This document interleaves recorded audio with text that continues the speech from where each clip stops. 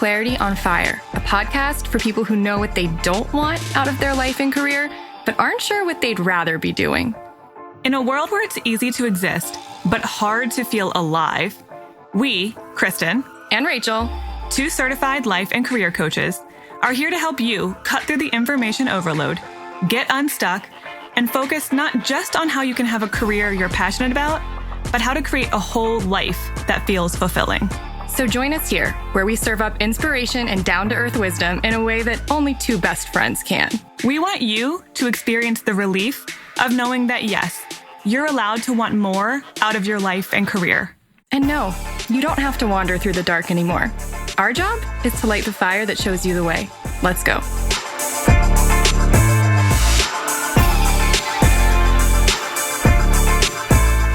Welcome back, finally, to a normal person interview. I know. I'm so excited for you guys to meet Francine. She's amazing. And she has been on quite a journey the past 4 years.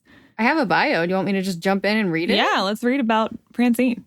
Okay, Francine doesn't have a passion, at least not in the traditional sense. She's curious, and embracing her passionless curiosity has made coping with life's uncertainties, like breaking her collarbone in Myanmar, tolerable and even fun.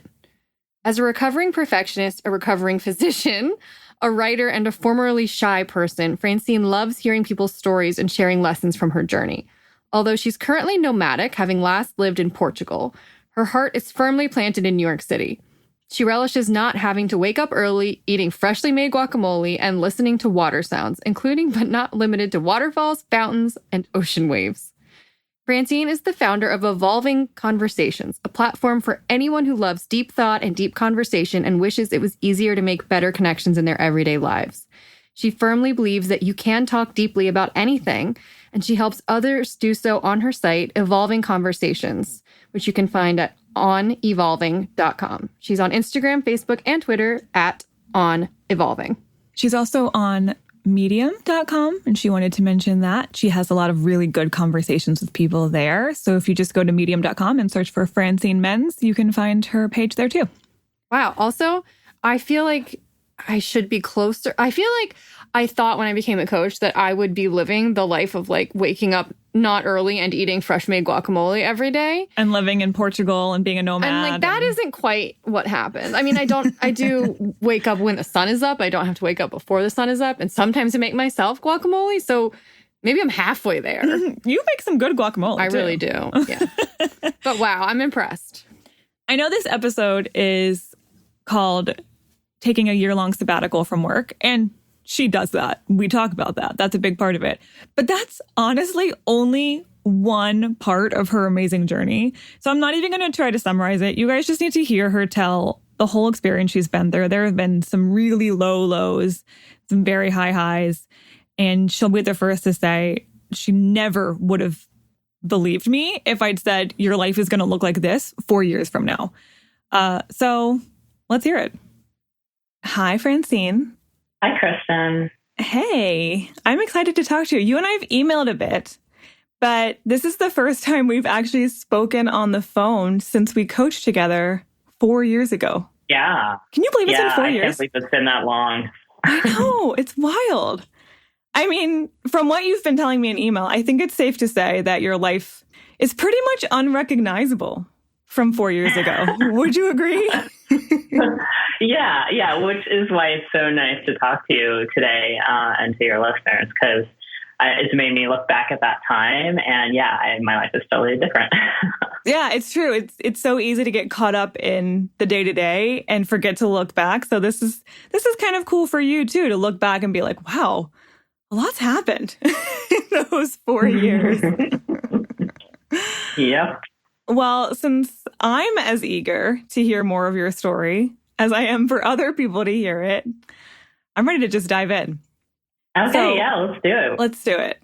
Okay, so can you take me back? I mean, you're allowed to go further than this, but if you wanted to take me back at least to, let's say, early 2015 or so, when you reached out and when we started coaching together, and tell me a little bit about what life looked like then, how you were feeling then. Paint me a picture of that. Okay.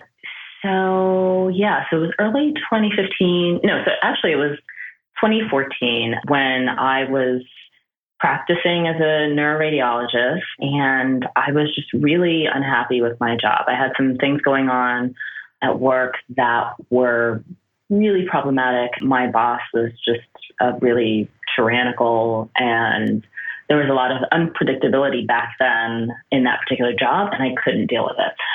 So I started looking around for, I think I literally Googled how to switch jobs or how to change your career or something like that. And I found the passion profile quiz out there on the internet. And so I took that, and then it led me into the PPVE. And so then I did your program, and then we started coaching. But I really started the search for a coach just because I honestly couldn't get out of bed. Like, I was just so unhappy with the day-to-day. I was just feeling so depressed. I was like drinking a lot more on the weekends just to kind of get through things. Yeah. And I just really just didn't like my daily existence. I did like this specific activity of being a neuroradiologist. Like, I like looking at brain scans and stuff, but all of the bureaucracy around it, like the office life, it just made me so unhappy. Like the constraint on my time, just not having the freedom to really control like how like patients experience, the doctor's office and all that stuff. It was just super frustrating because there were problems that I had to deal with that I couldn't fix. And so there were things that, people would complain about that I couldn't do anything about. And it's just a really paralyzing feeling. I was just stuck. Yeah. So that was my life. Yeah. And I remember you feeling very burnt out and craving some more creativity, but also when we would talk about possibilities that weren't in the world of medicine, that would be really scary. Yeah, because I think one of the things that's kind of necessary to become a physician is like you really do have to get indoctrinated with being a doctor as being part of your identity, because you go through so much. Like, if you can't see the distinction between you and the job, you'll just stop. And we need doctors because people are going to keep getting sick. So, it's just kind of like, it makes sense to have that. And like, I couldn't really see, anything else besides being a physician. Like, I had a really specific skill set. I thought my options were private practice or a salaried employee in a hospital, or that was it as a radiologist. So yeah, it was just, I remember when we started coaching, you asked me that, and I just had a blank. Like, I was like, I don't know what you're talking about. So yeah, it was a very stuck place that I was in. And I feel like a lot of people have that identity with their job. Like, I am a marketing person, or I am a lawyer, or whatever. But I totally see how, especially in the medical world, like you said, you go through so much and you put so much time and blood and sweat and tears into becoming a doctor in the first place that it's amped up so much more. So yeah, I'm sure it felt very limited when you looked at your options. So how did you start to break free of some of those self-imposed limitations? Like, I have to stay in medicine. I can do in private practice or a hospital or whatever, but that's about it. Well, I think it was, when we were coaching, I was looking at what my core personal values were. And, I realized my principal one is freedom. And I also value connection. And I just saw that everything I was doing was antithetical to my core personal values. So it made a lot of sense as to why I was unhappy. And especially the freedom one, because, I feel like although I had some good moments in my 20s, I feel like I really missed out a lot, just working so hard in my school and in training. So once I got kind of clear about, really needing to experience freedom in my career and in my life, then I realized I needed to just look outside of medicine, because I thought about, I have a lot of friends and colleagues, still in medicine, and I looked at all of them and all the people I'd ever worked with, and nobody had a life that really matched up with my core personal values. So at that point, it became pretty clear that I was going to have to look at something outside of it. And so then I started looking, like when we ended our coaching, your homework for me was to do informational interviews. And so I started talking to people who were physicians or in the science field that had left the traditional clinical practice track. And so I started just basically doing informational interviews with them.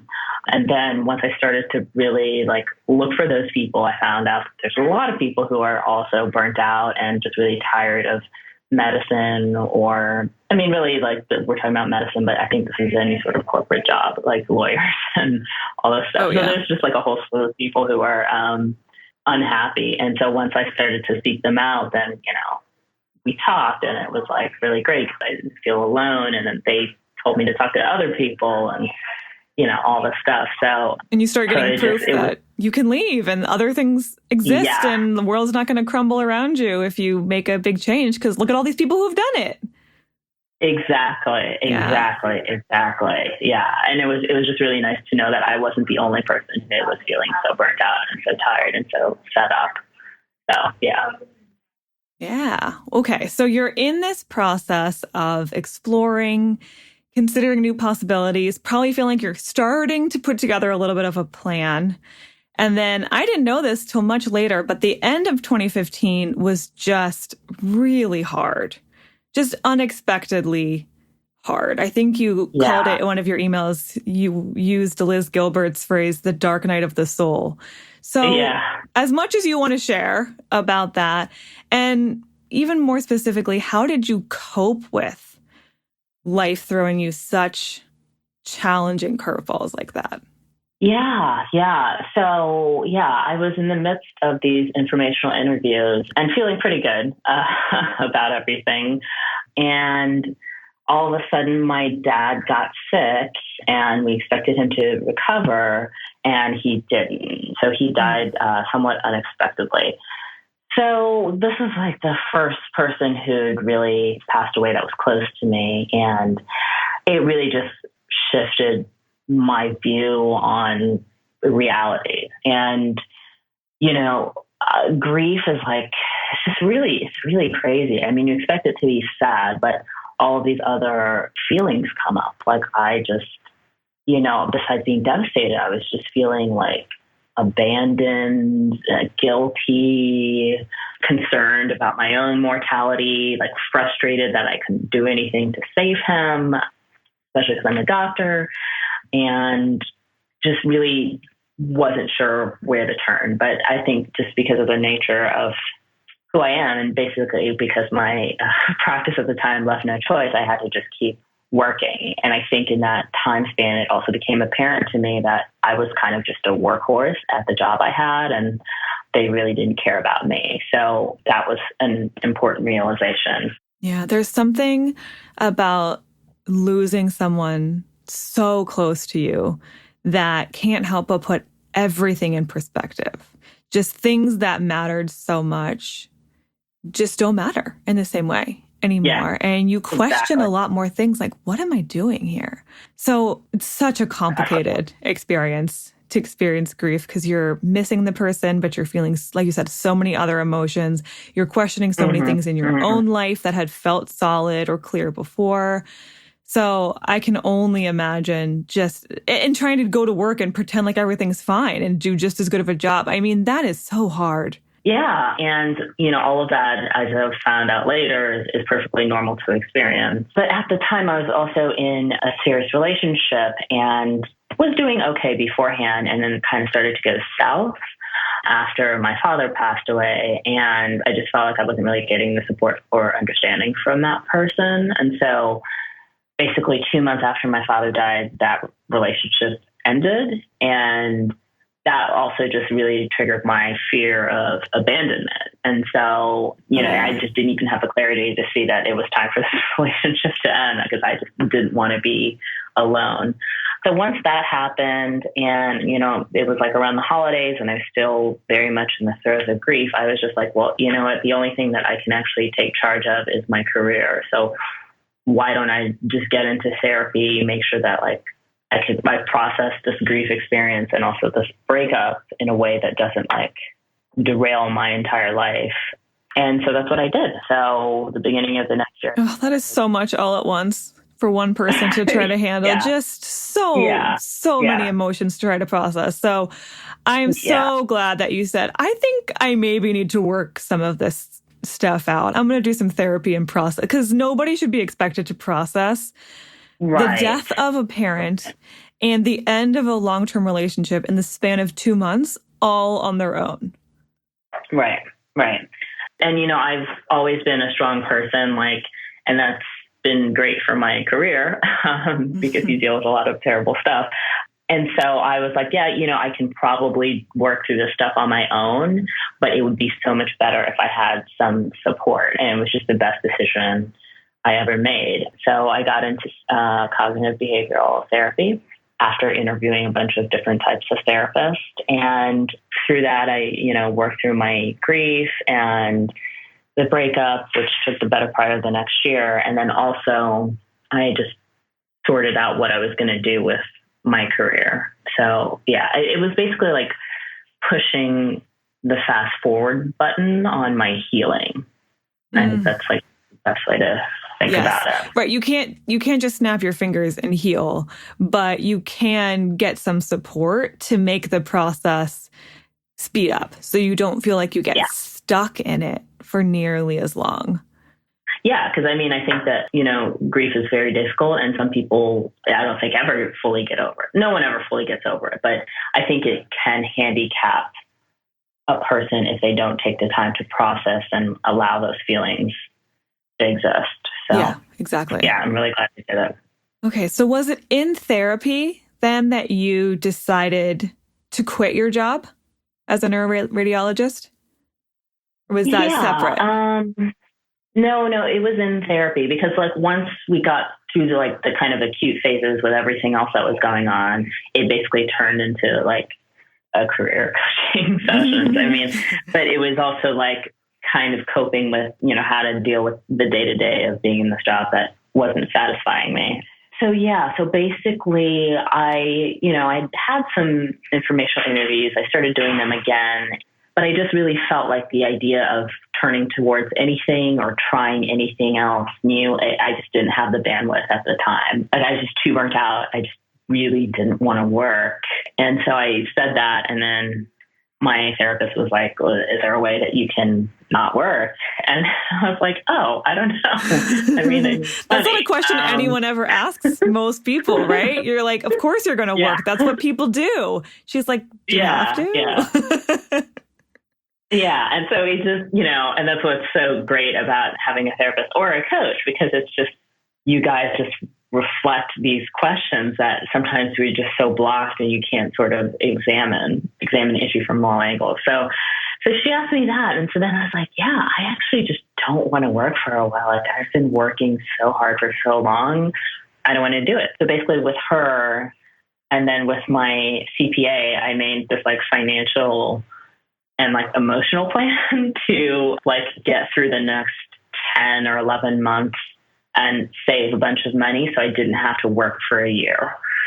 So yeah, and so that's what I did. So basically for 11 months, I kind of still did my job and tried to focus on the parts of it that I enjoyed and tune everything else out. And then I just saved money and I, you know, had it all worked out mathematically and like met with my CPA a couple of times to just review everything. And and then I had a date marked on the calendar and I put in my notice and then I left. So it must felt like so much freedom to walk out of there for the last time.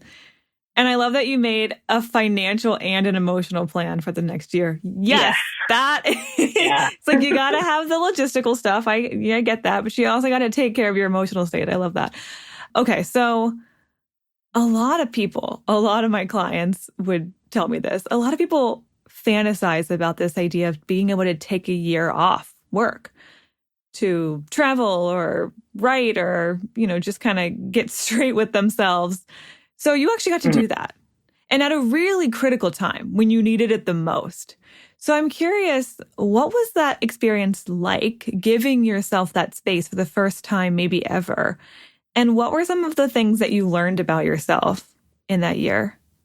So I have to say, just before we get into that like the emotional plan I made in therapy, it was very much necessary because I had a lot of fear around leaving my job. As much as I wasn't happy, it was the only thing I knew. Working hard was the only thing I knew. So there was a lot of fear. There was a lot of anxiety. But because I had this goal and this experience I wanted to have, I just didn't let the fear stop me. Mm-hmm. So it wasn't one of those things where it's like, take the leap and just quit your job. And it was not that at all. I was very scared to do it. But, I got through it, and I walked out, and it honestly was a little anticlimactic. My colleagues were really wonderful. They got me like a really nice going away gift, and they were like, if you change your mind after your trip, you should come back. And I was like, aw.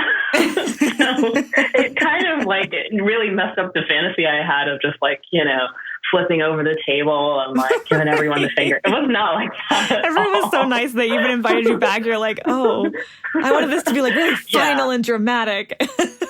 Yeah. So, but I had basically booked my flight to Thailand for a couple of weeks after I left. So there was no going back on anything. And that was my first solo trip. I went to Thailand for 9 weeks by myself. Wow. And it was amazing. It was really awesome. I was super nervous leading up to it. I did all the research about all of the things, all of the luggage, all the thing, and what you should do. And I had all these lists of like solo travel and all this stuff. And then I got to Bangkok, and it was just like, wow, this place is amazing.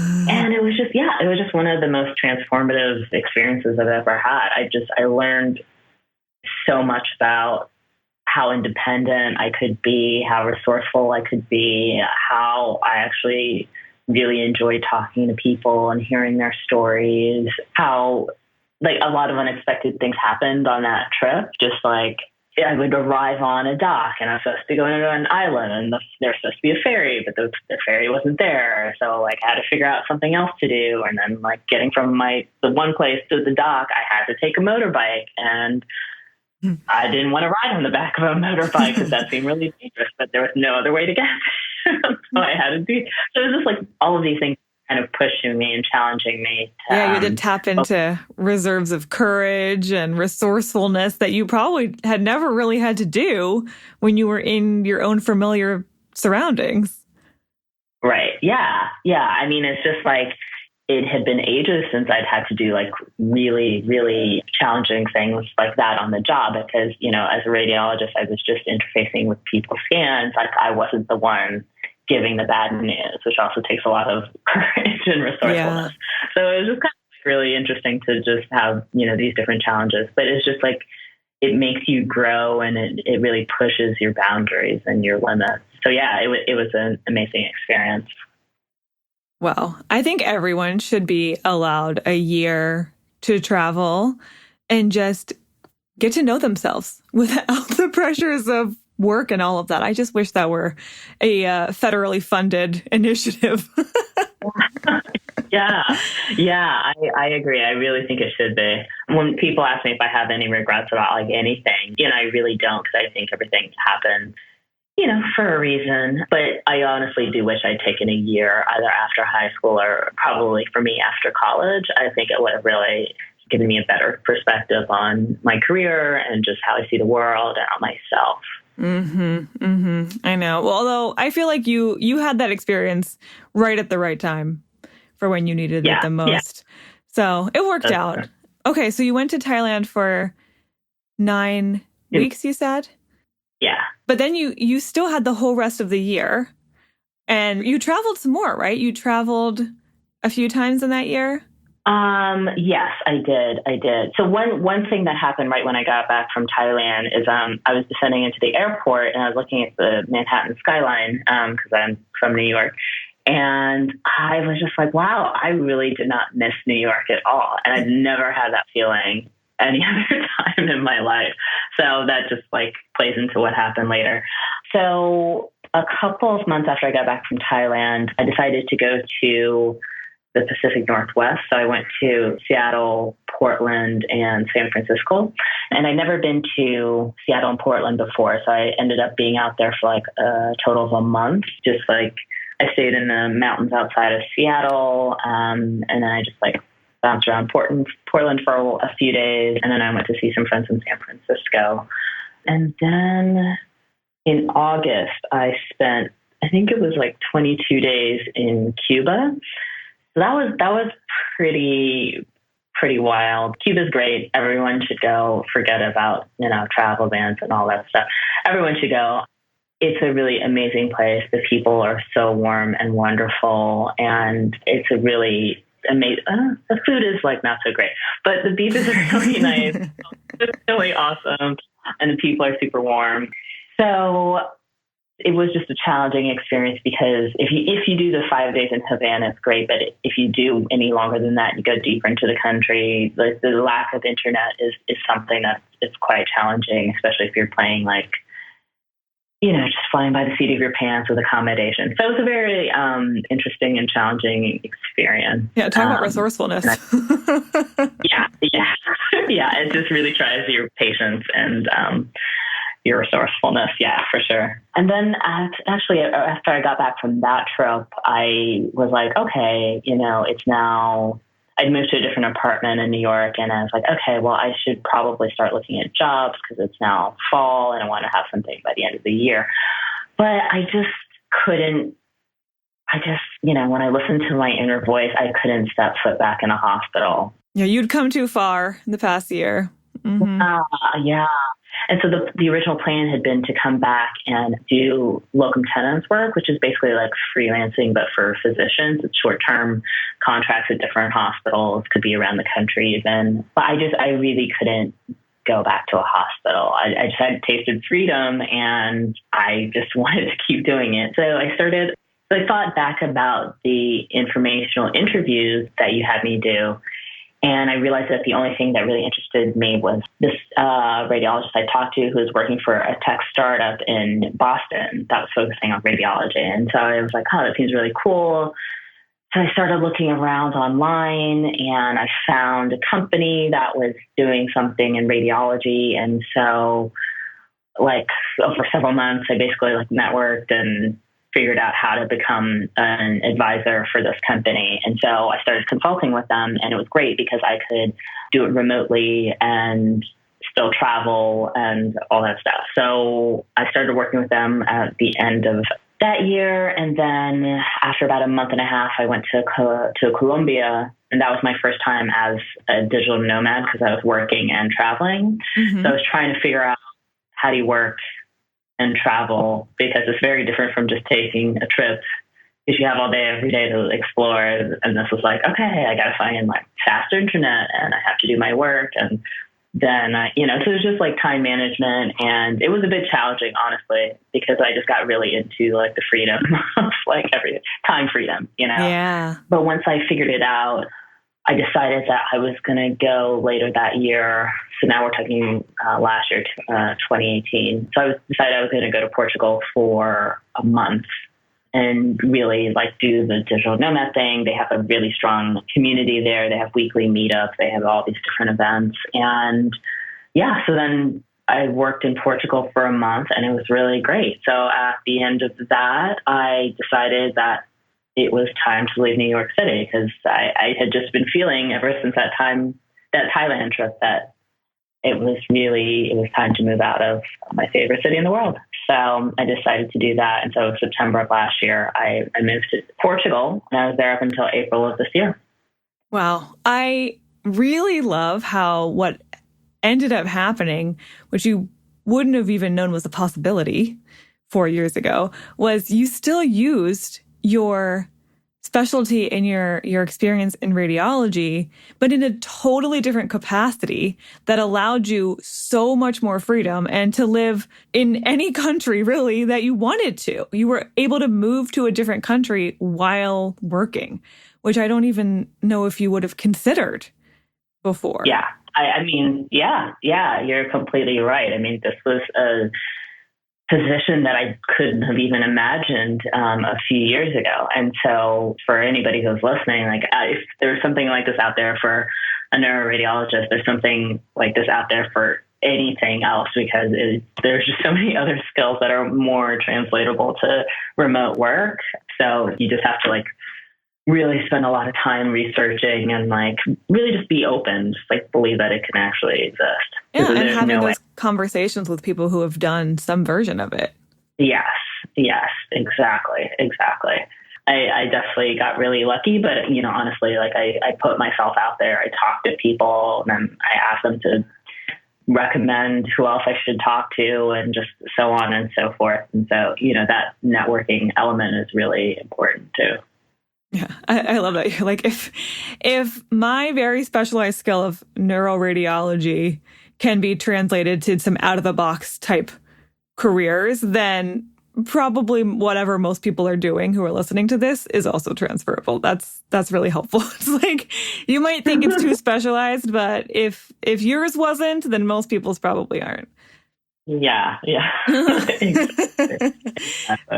So it sounds like around this point, while you're working for this startup company remotely, that you, or maybe it was before then, you can correct me if the timeline's wrong, but you were recognizing that your love of freedom, maybe even your need for a lot of freedom and independence, was drawing you toward entrepreneurship as well. So when did that realization come up? I think when I got back from Thailand in March 2017 that's when I really started to think about entrepreneurship, because you know, it was before I had secured the consulting job, but it really became more a real desire once I started working for the consulting job, because it was great. It really checked a lot of boxes. I was using my existing skills. I had time freedom. I was being compensated decently, but it just didn't, you know, there wasn't complete freedom there. I was still really dependent on this startup. And I was like, you know, startups are kind of shaky. Like, you know, if I had my own business, like I would have to do all the work. I would be able to be in charge of how much money I'm making, what skills I'm using, and also my time. So that's when I really started to think about entrepreneurship. That continues to be a tricky journey for me. You know, when I first took the passion profile quiz, I think I got Thriver, and then I took it like sometime later, maybe sometime when we were coaching, and then I got Side Hustler. And now I take it and I get Firestarter. So I think it just like changed as my burnout sort of decreased. Yeah, I feel like your Thriver was a false positive where you were just burned out and tired of working. Yeah. Exactly.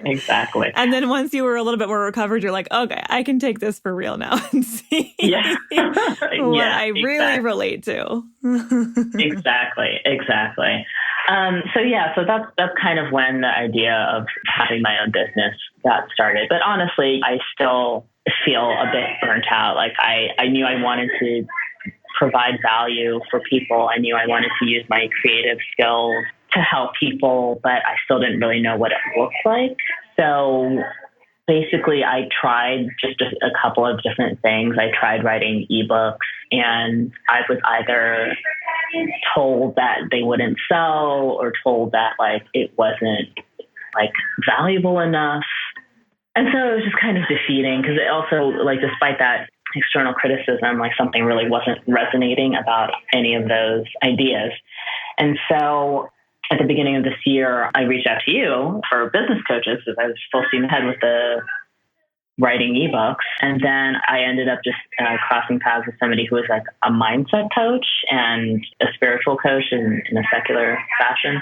And so that person really just, we really connected. And so I started working with him, and it turned out I still had some issues. I mean, I have to say, like, one of the things I've learned on this journey the last few years is just like, this really is a journey. It's not like I've arrived and everything's fantastic. Like, there's still, things to unpack. There's still things to work through. And I still had some residual issues from, being a physician, from spending a lot of time in a very serious career and dealing with death and all of that stuff. And it was kind of blocking me from really trying and fully putting myself into building a business that I loved and could be successful at and could make money off of and all of that stuff. So I finally got some clarity around that in the beginning of this year. And so I have a business that I'm creating that I really love and I think will be really valuable and helpful for people.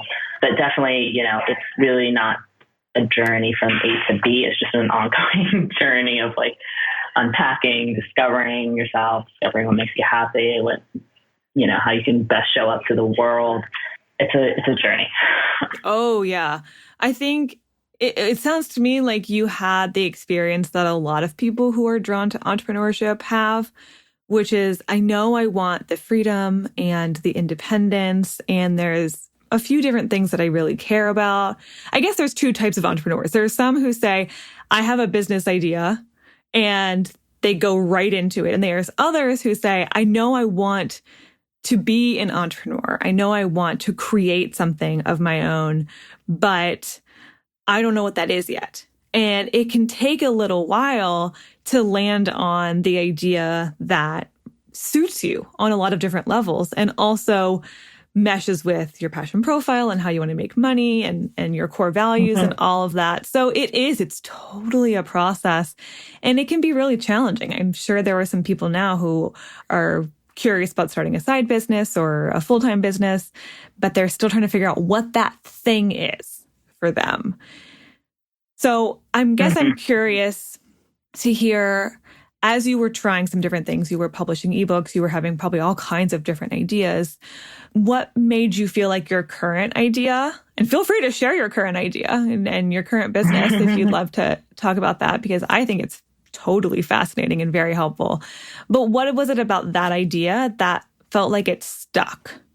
Well, I think what I love about this business is that it's really built around one of my most favorite things to do, just in my life. So Evolving Conversations is basically a platform for people who love deep thought and deep conversation, and that's me. So it's a membership community, and it's going to have a forum where people can have these kinds of conversations. Could be like the one we're having, where people are talking about their personal journeys and all these things, or it could be talking about social cultural topics or other psychological topics, whatever. I personally think you can have a deep conversation about anything. So, Agreed. So basically, I just decided to create a business around that. And also, it's because I used to be a really shy person. I would say up until college, I was really, really shy. I had a lot of problems expressing my inner world and sharing that to people. And even though I got past that, I think this experience of traveling solo really even bumped me up to another level, because when you're by yourself, like, you have to talk to other people. Otherwise, you're going to get lonely very quickly. And I'm an introvert, so I can deal with being alone. So that's fine. But still, human connection is a basic need. And so, I would talk to people, and we would just get on to all these interesting conversations. And especially when you're traveling, people just open up a lot more. And so, I've made these friends from around the world, and it's just been really interesting and really cool. And so I just feel like if I'm a shy person and I can get to this point in my life, I want to help other people feel like they have the tools to make those kinds of connections. Because it's just such a wonderful experience, just feeling like you can start a conversation with almost anybody and feel like you leave that conversation feeling connected. I mean, a whole business that is a membership community for people to make and learn about having deep conversations. I feel like you're talking to the right people here. I feel like deep conversations is like the whole Clarity on Fire vibe. So, I'm obsessed with this idea. And I think a lot of people in this community are probably going to be super intrigued. And it makes so much sense why this landed with you probably differently than some of your other ideas, because that year was so transformative when you were traveling and you're having these really interesting, fascinating conversations with complete strangers who probably some of them are now long-term friends of yours. Mm-hmm. you can see how all the pieces of this had to happen to get you to where you are now.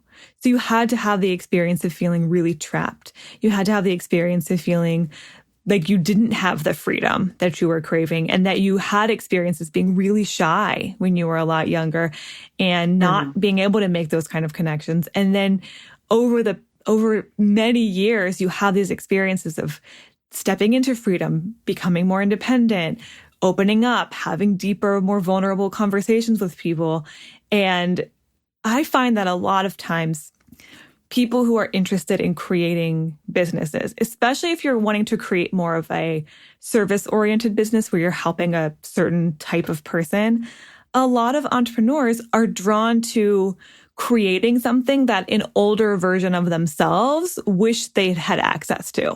So I'm betting there's a version of you several years ago, maybe even when you were much younger, who wishes that you had some kind of a resource where you could have these deep conversations, or you could learn to have these deep conversations and open up to people and create those more intimate connections, but you didn't know how, or you didn't know where to find them.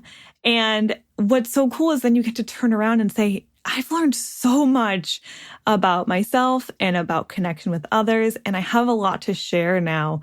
And I wish I'd had this, so I want to make it for other people. Yeah, exactly. Exactly. You hit the nail on the head. So cool. Okay. So I'm really excited about that idea. And I hope that that might help some people who might be looking for their own potential side business or future business to check in with how do they know if an idea is going to suit them? How do they know if there's that deeper connection to it? Now that you've been doing all this reflecting on the past 4 years of your life and how different your life looks right now, you're starting a business, you're working remotely, you can live anywhere you want to at this point.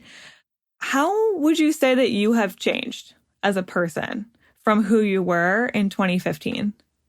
Well, yeah, I guess actually in quite a few ways. You know, the first thing I can think of is that I'm much more open to change than I used to be. I used to really struggle if things weren't working out or happening when I wanted them to. And, you know, I still have a tiny bit of that, but just all of these experiences has just kind of made me release this idea of being in control of everything and instead trying to go with the flow of how things are, because I really do believe change is like the only thing that we can really depend on in life. And so it just feels much easier to have accepted that. But yeah, that's one major thing. Oh, that's huge. I mean, it's true. It's like you can try to plan everything. You can try to plan your trips to the nth degree, and you can still find yourself riding on the back of a motorbike trying to get to your next type of transportation. Exactly. Just like, how did I get here? So yeah, you realize that trying to control everything just doesn't work. It just never goes according to plan. And then, yeah, you know, when we first started coaching, I didn't see myself as being able to do anything else. And now, like in the last few years, like I've taken freelance writing positions, I've taught online, like I'm much more open to, you know, looking at a job listing and being like, well, can I teach myself to do that in time for when I need to start doing that? Which is just not something I would have ever done. Oh, I love that question. When you look at a job listing, instead of can I do that? Can I teach myself to do that? Yeah. That opens up so many more possibilities.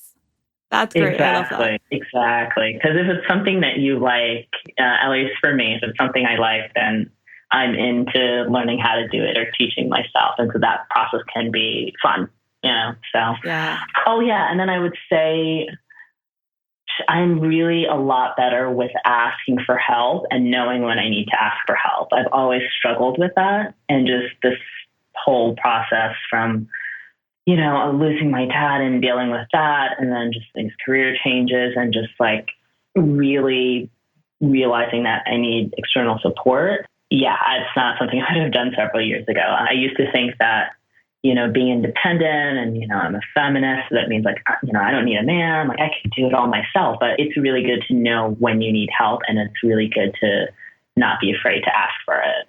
Yeah, it's like I can do it all myself, but I don't know if I want to do it all myself. Yeah. And it's like, if I don't have to do it by myself, like that's pretty cool. That's much better. Yeah. It's just a happier way to live. Yeah. I mean, I think, I still have a little bit of anxiety. I still struggle with perfectionism, but it definitely feels a lot less than several years ago because, I'm a bit further out from practicing as a physician. So perfectionism is great in that situation. And, I think pretty much only if you're in that job should you really try to be perfect. But for everything else, it doesn't have to be necessary. And starting this business, it's just like you try things and then they don't work out. And like you're constantly trying to like deal with something not working and then trying something else. And so you just have to let go of trying to have everything be perfect. So yeah, that's probably very different from a few years ago. Yeah, I would say those are pretty huge life and personal changes. Life lessons there in a relatively short amount of time. Yeah, I think so. I guess so. Some of these might relate to the last question I want to ask you, which is you've been looking back and remembering how it was when you were feeling really trapped and burnt out and limited and not knowing what you wanted to do and how awful that felt. So if you were talking maybe back to that old version of yourself or to anyone who's listening who is feeling the way you were feeling a few years ago, what advice would you want to give them or what would you want to tell them or reassure them? Oh, so many things. I guess the first thing I would say is don't wait until you feel like your back is against the wall to get support or get help. It's okay to ask for help. And it actually means that you're a very strong and a very aware person if you realize that you need some support in changing your stuckness. Yeah. Asking for help is an act of courage, if you ask me, not weakness. Yeah, exactly. Yeah. I mean, I would also say, you don't have to live your life so miserable every day. And just because you can't see the way out, it doesn't mean that there isn't one. Just try to find it. Just try to find it. And, accept that it may take a while. It may be hard at times, but you really don't have to live every day in such a way that you feel trapped because it's just such a horrible, horrible way to feel. And then, I guess maybe I touched on it, but I would also say address your money issues, because I think, and I know that you guys talk about this sometimes, but I think we all have these weird relationships to money that maybe we sort of grow up with. And, it doesn't always look like, oh, I just have a ton of, financial debt or student loan debt. It's just for me, it was being taught that in order to be financially successful, you have to work really hard, meaning a lot of hours, a lot of self-sacrifice. And I had to sort of release that to realize and to accept that I can make a living doing something I love, which is helping people have deep conversations. So whatever money issues you have, address them. Just address them. Because money is one of the biggest reasons why people feel trapped. Yeah. And so you gotta look at your money stuff because you might have all kind of warped views about money that are making you feel trapped when you don't need to be. Exactly. That's really good advice. Exactly. Yeah. So it's just don't just make a budget, but look at, why you have trouble sticking to a budget in the past. What does spending money mean to you? What does saving money, it's a really good idea to address that stuff. And then, I think we touched on it before. I would just tell people to think openly about their skill set. If I can do it, you can definitely do it. Yeah. And that actually is reminding me that I remember, and I was looking back for specifics on this. I was looking back at some of our notes from coaching, and I had asked you to do a visualization of an ideal working situation for you. I think we kind of answered some questions and painted this visual of what it would be like if you could work the way you really wanted to work. And then you told me in an email a while back that you were doing a job where it looked almost exactly like the visual, even though I don't think you had really believed that that was possible when you first made it. You just kind of did the exercise. But you were like, yeah, okay. And then you find yourself living that reality a few years later. So there's real power in visualizing possibilities, even if you're not fully bought into them yet. Absolutely. Absolutely. Yeah, I think at the time I was like, okay, I'll do this. I'm good at doing homework. But yeah, no, it's so funny because what I visualized that day ended up looking like one of my favorite co-working spaces to work at in New York. So yeah, it totally works. And I love, I mostly work out of co-working spaces and cafes. So yeah, it totally works. Yeah. And I don't think you really believed that was a real thing when you were working as a neuroradiologist, like in the office all day, every day. But yeah, you got there. So there's a lot of power in visualizing what you want and where you want to be, even if it takes you a little while to actually make it a reality. For sure. Absolutely. Yeah. And I've had good experiences with visualization since then too. So yeah, that definitely works. Well, thank you so much for sharing your story. It has been more twisty and turny than either of us, I think, even would have thought when we wrapped up coaching a few years ago. Yeah. But I'm so excited to hear about your new business and how much more free you're feeling and all the amazing experiences you've had, being able to travel and meet really interesting people, things that you did not know were on your horizon a few years ago.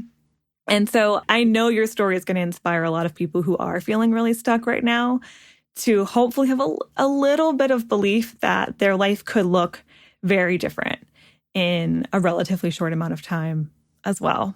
So thank you for sharing that. Thank you so much, Kristen. This has been great. Yeah, of course. I was so excited when you reached out in the first place. And I was like, I want to hear more. So let's record it and let everyone else hear it too.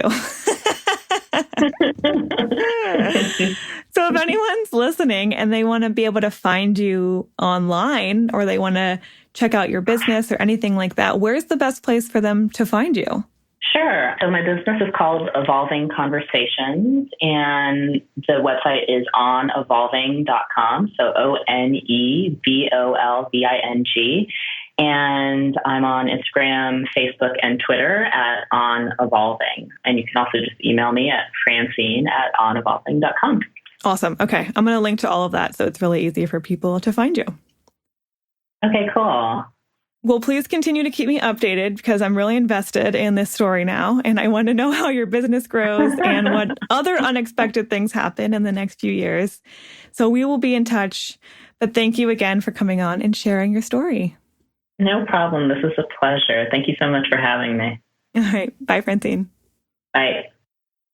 All right. There's a few episodes that if you like this one, you should check out next. One is this was one of the first normal people interviews we ever did, maybe the second normal person interview we ever did. Really early on. From May 2018, called Ghosting Your Job with Lana Jackson, which sounds like she just literally actually left her job and like never told anyone and just walked out. And that was it. That wasn't quite what happened. It was more like she was haunting the halls of her job. Uh-huh. And I think you wanted to talk about this one because Francine was struggling with the same question Lana was. Right, which was, I figured out that I want to be an entrepreneur, but how do I figure out what business is the right one for me? Okay. And so I know some of you might have been more curious about that part. So that's a good episode to listen to if you're struggling with the same thing. Also, if you like this episode, I think you're really going to like our episode from July of 2018 with Katie Mongelli, which was how to work less, live more, and make great money. I mean, the trifecta of what everyone wants, right? I mean, everyone wants that. I mean, and if you want a year-long sabbatical to live your life and travel and all of that, yeah, like, this is probably one that you're going to want to hear. And you got to have your money mindset in order, I think, to do that. Totally. So that's a huge emphasis that we covered that in that episode. And then the last one is finding a dream job after years of searching with Tianka Shepard from September 2018. So literally a year ago. I cannot believe that episode was a year ago. With my former client, Tianka, who had such a journey. She actually worked abroad in Asia and then wanted to move back. But it took 2 years between her moving back to getting the job that she's that she's had now for a couple years. But in that 2-year span, there's a lot of ups and downs and doubt and uncertainty. And will this ever happen for me? And just a really good story about keeping the faith, even when you don't know how things are going to work out, and believing that things ultimately can be better than you even expected. Totally. So I also just want to say, Francine and I were emailing a little bit after we recorded our episode. And in her last email to me, she said, I was speaking to an old friend last night, and he reminded me that I really am living out my dream. If I can pull it off, I really think anyone can. And I thought that was just a nice note to, because she never thought like, I can do all these crazy things. No, we tend to think that's for everyone else. Yeah. Not for us. And it's hard because we're in our shoes. And so we're experiencing our own doubts and our fears and like our just days where we feel blah. And it doesn't from the inside always it never looks like it does on the outside. But I think in a way we have sometimes the worst perspective on ourselves and how far we've come. And so if she's actually in this place where she's like, oh yeah, I actually got all the things that I thought I wanted, and it's normal, like it doesn't feel absurd, it feels normal, then I think that's really encouraging for everyone else, me included. I really like that. I know. I like that too. So I had to share that. So hope you enjoyed Francine's episode. If you have any parts of it that you want to share with us, you want to leave comments, you resonated with her story or have questions, just link over to where we have the episode posted on our blog and you can leave us a comment. Okay. We will see you on Tuesday with a blog from Kristen. Me, I believe. Yep. Okay. Bye.